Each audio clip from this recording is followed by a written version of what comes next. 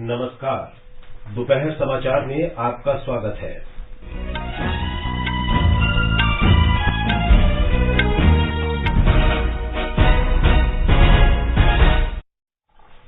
प्रधानमंत्री नरेंद्र मोदी ने आज 71,000 नवनियुक्त युवाओं को वीडियो कॉन्फ्रेंसिंग के माध्यम से नियुक्ति पत्र सौंपे। श्री मोदी ने कहा, सरकार ने पिछले 9 वर्ष में नियुक्ति प्रक्रिया को अधिक पारदर्शी और साफ सुथरा बनाने को प्राथमिकता दी है।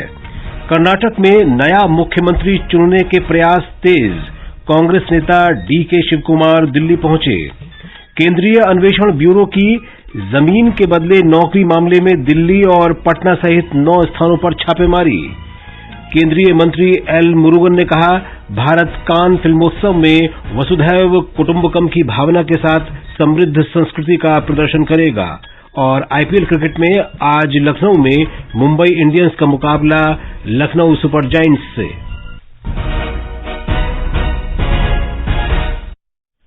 दोपहर समाचार के साथ मैं विशाल शर्मा। प्रधानमंत्री नरेंद्र मोदी ने आज 71,000 नए कर्मियों को वीडियो कॉन्फ्रेंसिंग के माध्यम से नियुक्ति पत्र सौंपे। ये नियुक्ति पत्र देश भर में 45 जगहों पर लगे रोजगार मेलों में दिए गए। इस अवसर पर प्रधानमंत्री ने कहा कि रोजगार मेला युवाओं के सशक्तिकरण और राष्ट्रीय विकास में उनकी भागीदारी को मजबूत करने का सरकार का प्रयास है। उन्होंने कहा कि इस तरह के रोजगार मेले युवाओं के प्रति सरकार की प्रतिबद्धता को दर्शाते हैं। प्रधानमंत्री ने कहा कि सरकार ने पिछले 9 वर्ष में नियुक्ति प्रक्रिया को अधिक पारदर्शी और साफ सुथरा बनाने के लिए प्राथमिकता दी है। बीते 9 वर्षों में भारत सरकार ने सरकारी भर्ती प्रक्रिया को ज्यादा तेज करने, ज्यादा पारदर्शी और निष्पक्ष बनाने को भी प्राथमिकता दी है। पहले स्टाफ सिलेक्शन बोर्ड भर्ती प्रक्रिया को पूरा करने में करीब 15 से 18 महीने का वक्त लेता था।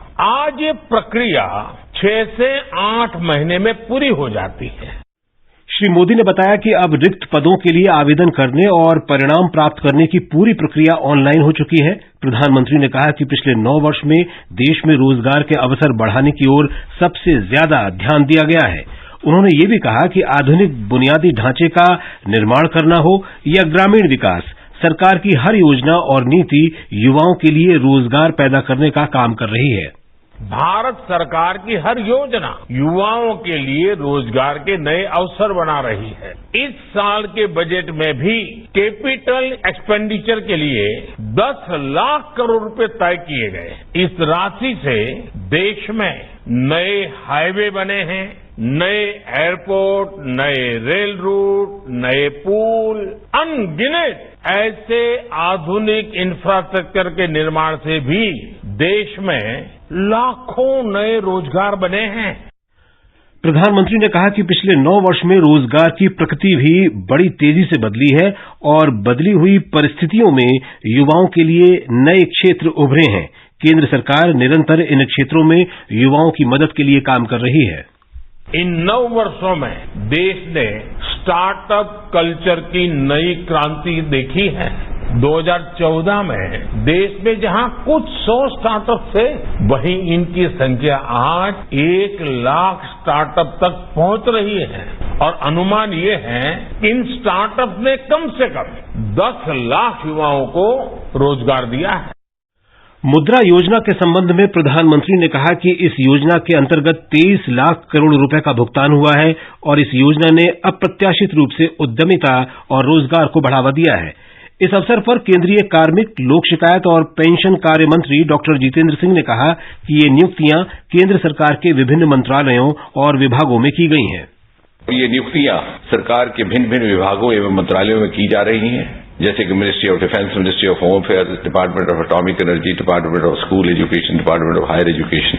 साथ ही पिछले कुछ समय से रोजगार मेला की इस प्रक्रिया में एक और आयाम जोड़ दिया गया है और वो है मिशन कर्मयोगी प्रारंभ। अर्थात जो उम्मीदवार आपसे नियुक्ति पत्र प्राप्त करते हैं वो अपनी नई जिम्मेवारी के लिए इस माध्यम से अपना शिक्षण प्रशिक्षण कर सकें। केंद्रीय पत्तन, जहाजरानी, जलमार्ग और आयुष मंत्री सर्बानंद सोनोवाल ने गुवाहाटी में आज रोजगार मेले में नवनियुक्त कर्मचारियों को नियुक्ति पत्र सौंपे।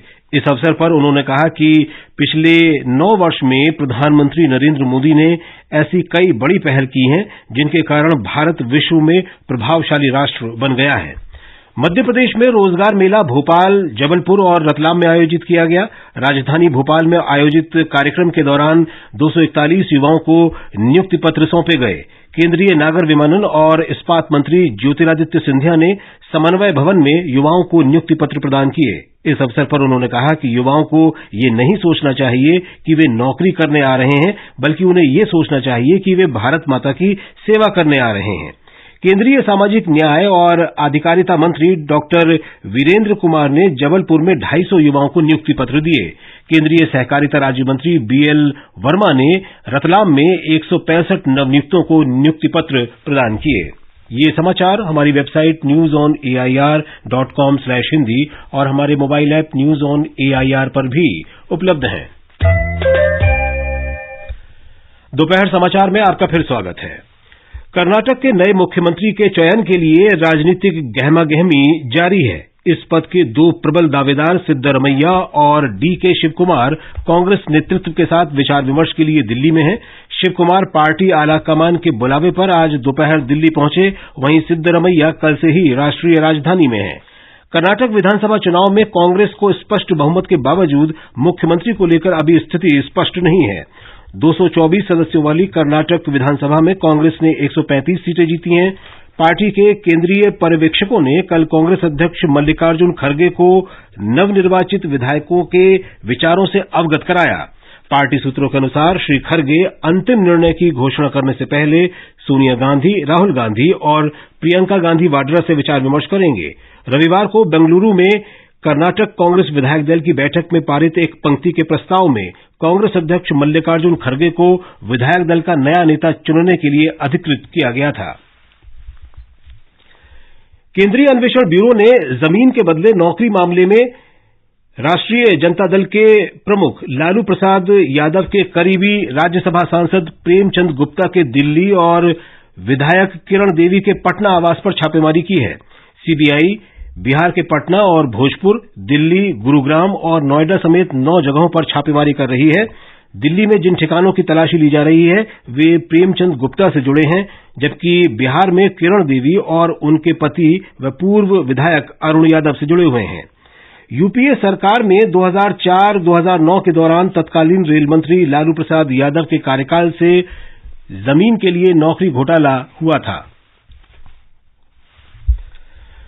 मुंबई में भारत की G20 अध्यक्षता के तहत ऊर्जा परिवर्तन कार्यकारी समूह की तीसरी बैठक चल रही है। भारत की अध्यक्षता के तहत 6 प्राथमिकता वाले क्षेत्रों में प्रौद्योगिकी क्षेत्र से संबंधित ऊर्जा संक्रमण के लिए कम लागत का वित्त पोषण, ऊर्जा सुरक्षा और विविध आपूर्ति श्रृंखलाएं, ऊर्जा दक्षता, औद्योगिक कम कार्बन उत्सर्जन और जिम्मेदार खपत, भविष्य के लिए ईंधन और सार्वभौमिक पहुंच शामिल हैं। एक रिपोर्ट। TWG बैठक के दूसरे दिन आज भारत के G20 शेर्पा अमिताभ कांत ने स्वच्छ ऊर्जा परिवर्तन में छोटे मॉड्यूलर रिएक्टर की भूमिका पर आयोजित एक अंतर्राष्ट्रीय संगोष्ठी को संबोधित किया। सत्र को वर्चुअली संबोधित करते हुए श्री कांत ने कहा कि परमाणु ऊर्जा जलवायु परिवर्तन की चुनौतियों को कम करने में मदद कर सकती है। ऑफशोर विंड विषय पर एक अन्य सेमिनार भी आयोजित किया गया। सेमिनार में नवीन और नवकीर्णीय ऊर्जा मंत्रालय के सचिव BS भल्ला ने कहा कि ऑफशोर विंड या अपतटीय पवन एक महत्वपूर्ण क्षेत्र के रूप में उभर रहा है। प्रार्थना, आकाशवाणी समाचार, मुंबई। कार्य समूह की बैठक के दूसरे दिन भारत के G20 शेर्पा अमिताभ कांत ने अंतर्राष्ट्रीय संगोष्ठी को संबोधित किया। संगोष्ठी का विषय था स्वच्छ ऊर्जा में बदलाव के लिए छोटे मॉड्यूलर रिएक्टर। वीडियो कॉन्फ्रेंसिंग के माध्यम से सत्र को संबोधित करते हुए श्री अमिताभ कांत ने कहा कि परमाणु ऊर्जा जलवायु परिवर्तन से जुड़ी चुनौतियों का सामना करने में मददगार होगी। केंद्रीय संचार मंत्री अश्विनी वैष्णव ने आज नई दिल्ली में संचार साथी पोर्टल का शुभारंभ किया। संचार विभाग की इस पहल से आम लोग ये पता कर सकेंगे कि क्या मोबाइल कनेक्शन उनके नाम पर ही जारी हुए हैं। यदि आवश्यकता नहीं है तो वे कनेक्शन कटवा भी सकते हैं और खोए हुए मोबाइल फोन को बंद कर सकते हैं तथा उनका पता भी लगा सकते हैं। इस अवसर पर श्री अश्विनी वैष्णव ने कहा कि इस पोर्टल पर 3 महत्वपूर्ण मॉड्यूल जोड़े गए हैं। इसका उद्देश्य मोबाइल उपभोक्ताओं को धोखाधड़ी की गतिविधियों से बचाना है। संचार साथी पोर्टल के नो योर मोबाइल में अपना फोन नंबर उसमें डालते हैं। आपके फोन नंबर से आपका केवाईसी का डॉक्यूमेंट कनेक्टेड है, उसको एक एआई की एल्गोरिदम यूज करके आपके नाम से जितने भी फोन नंबर किसी ने भी देश भर में लिए हो वो आपके सामने आ जाएंगे। तो अगर मान लो किसी ने फ्रॉड करना चाहा कि आपके नाम पे या आपके आधार की फोटोकॉपी करके या आपके पासपोर्ट की या कोई दूसरे डॉक्यूमेंट की फोटोकॉपी करके किसी ने मान लो जामताड़ा में एक नया कनेक्शन ले लिया, तो अब आप जान सकते हो कि वो कनेक्शन किसने लिया और उस कनेक्शन को तुरंत आप ब्लॉक करवा सकते हो। ये समाचार आकाशवाणी से प्रसारित किए जा रहे हैं। ताजा समाचार जानने के लिए आप हमारे Twitter handle @AIR News Hindi को फॉलो कर सकते हैं। ये आकाशवाणी है। प्रधानमंत्री नरेंद्र मोदी सरकार इस महीने अपने कार्यकाल के 9 वर्ष पूरे कर रही है। इस अवसर पर आकाशवाणी समाचार सरकार द्वारा प्रारंभ की गई विभिन्न योजनाओं के क्रियान्वयन पर एक विशेष श्रृंखला प्रसारित कर रहा है। इसी सिलसिले में आज हम नागपुर में मेट्रो परियोजनाओं पर एक नजर डाल रहे हैं। नागपुर में शहरी गतिशीलता को बढ़ावा देते हुए प्रधानमंत्री नरेंद्र मोदी ने 21 अगस्त 2014 को नागपुर मेट्रो की आधारशिला रखी। नागपुर में मेट्रो रेल परियोजना का निर्माण कार्य 2015 से शुरू हुआ। 2015 से 2022 तक 8 वर्षों की इस यात्रा में नागपुर शहर ने मेट्रो रेल परियोजना का पहला चरण देखा, जिसे पिछले साल 11 दिसंबर को प्रधानमंत्री नरेंद्र मोदी द्वारा समर्पित किया गया। नागपुर मेट्रो की 19 किलोमीटर की ऑरेंज लाइन और 18 किलोमीटर की एक्वा लाइन अब नागपुर शहर के उत्तर से दक्षिण और पूर्व से पश्चिम कॉरिडोर तक चलती है, जिससे दैनिक यात्रियों को सड़क यातायात की हलचल से राहत मिल रही है। मेट्रो परियोजना के खापरी से सीताबर्डी खंड को समर्पित करते हुए प्रधानमंत्री नरेंद्र मोदी ने नागपुर मेट्रो की पर्यावरण क्षमता की सराहना की। तब नागपुर की बड़ी आबादी जो आज स्कूटर, बाइक, साइकिल जैसे साधनों पर चलती है, वो मेट्रो के सुविधाजनक सफर का आनंद ले पाएंगे। सड़कों से छोटी गाड़ियों की भीड़ उसमें बहुत कमी आएगी। साथियों, वैसे तो नागपुर में और उसके पहले देश के अनेक शहरों में मेट्रो सेवाएं शुरू हो चुकी है, लेकिन ये देश की सबसे ग्रीन मेट्रो में से एक है। ये शुभ शुरुआत नागपुर के वर्तमान में तो सार्थक बदलाव लाएगी ही, भविष्य को देखते हुए भी बहुत अहम सिद्ध होने वाली है। शहरी नागपुर के मांगों को पूरा करते हुए मेट्रो का फेज 2 अपने विस्तार के माध्यम से नागपुर के बाहरी हिस्सों तक भी पहुंचेगी, जिसमें बुटीबुरी, हिंगना, पारडी जैसे नागपुर के सैटेलाइट शहर शामिल है। मेट्रो फेज 2 को 6,700 करोड़ रुपए से अधिक की लागत से विकसित किया जाएगा। स्मार्ट कार्ड योजना, छात्रों को मेट्रो किराए में छूट, यात्रियों को सप्ताहांत मेट्रो किराए में छूट, पर्यावरण को बढ़ावा देने के लिए लिटिल वुड्स के निर्माण जैसी नागपुर मेट्रो की पहल सभी नागपुर के नागरिकों को शहरी परिवहन का आरामदायक अनुभव दे रही है। नरेंद्र मोदी सरकार के पिछले 9 वर्षों के कार्यकाल के दौरान शहरी गतिशीलता के बुनियादी ढांचे में इस प्रकार 360 डिग्री परिवर्तन हुआ है। धनंजय वानखेड़े, आकाशवाणी समाचार, नागपुर। फ्रांस में आज से 76वां कान फिल्मोत्सव शुरू होगा। फिल्मोत्सव का शुभारंभ जॉनी डेप की फिल्म जियान डू बैरी के वर्ल्ड प्रीमियर से होगा। सूचना और प्रसारण राज्य मंत्री डॉक्टर एल मुरुगन इस 12 दिवसीय फिल्मोत्सव में भारतीय प्रतिनिधिमंडल का नेतृत्व करेंगे। केंद्रीय सूचना और प्रसारण मंत्री अनुराग सिंह ठाकुर एक वीडियो संदेश के जरिए उद्घाटन समारोह को संबोधित करेंगे।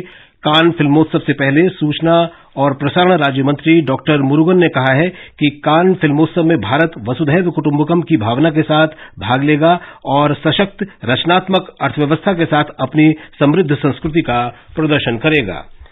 आईपीएल क्रिकेट में आज शाम 7:30 बजे लखनऊ सुपर जायंट्स का मुकाबला मुंबई इंडियंस से होगा। ये मैच लखनऊ के अटल बिहारी वाजपेयी एकाना क्रिकेट स्टेडियम में खेला जाएगा। और अब अंत में मुख्य समाचार एक बार फिर। प्रधानमंत्री नरेंद्र मोदी ने आज 71,000 नवनियुक्त युवाओं को वीडियो कॉन्फ्रेंसिंग के माध्यम से नियुक्ति पत्र सौंपे। श्री मोदी ने कहा, सरकार ने पिछले 9 वर्ष में नियुक्ति प्रक्रिया को अधिक पारदर्शी और साफ सुथरा बनाने को प्राथमिकता दी है। कर्नाटक में नया मुख्यमंत्री चुनने के प्रयास तेज। कांग्रेस नेता डीके शिवकुमार दिल्ली पहुंचे। केंद्रीय अन्वेषण ब्यूरो की जमीन के बदले नौकरी मामले में दिल्ली और पटना सहित 9 स्थानों पर छापेमारी। केंद्रीय मंत्री एल मुरुगन ने कहा, भारत कान फिल्मोत्सव में वसुधैव कुटुंबकम की भावना के साथ समृद्ध संस्कृति का प्रदर्शन करेगा। और आईपीएल क्रिकेट में आज लखनऊ में मुंबई इंडियंस का मुकाबला लखनऊ सुपर जायंट्स से। इसके साथ ही दोपहर समाचार का ये अंक समाप्त हुआ। नमस्कार।